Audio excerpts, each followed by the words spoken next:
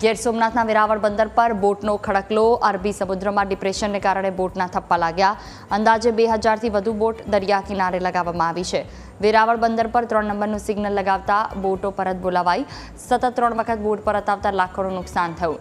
માછીમારોએ સરકાર પાસે આર્થિક સહાયની માંગ કરી છે।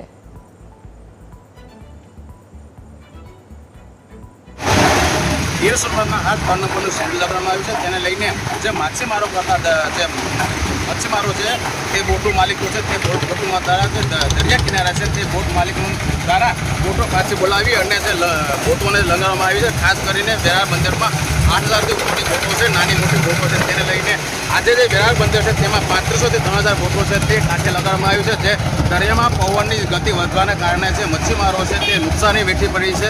ત્યારે જે અન્ય બોટો છે તે મહારાષ્ટ્રમાં હોય કે અન્ય જે દરિયામાં હોય ત્યાં પણ લગાવવામાં આવી છે। તેને જે 3 નંબરનું સિગ્નલ લઈને છે પવનની ગતિ 50થી 60ની ગતિ વધારો થઈ રહી છે। ત્યારે સાગર પુત્રો માંગ કરી રહ્યા છે જે અમારી જે ફિશિંગનો ખર્ચ હોય છે 5થી 6 લાખનો ફિશિંગનો ખર્ચો આવી રહ્યો હોય છે, ત્યારે સાગર પુત્ર માંગ કરી રહ્યા છે સરકાર આની સહાય આપે અને જે સાગર પુત્રો અને જે આની જે નુકસાની વેઠવી પડે તે નુકસાની વેઠવી ન પડે। અરવિંદ સોઢા, યોગ કેપિટલ।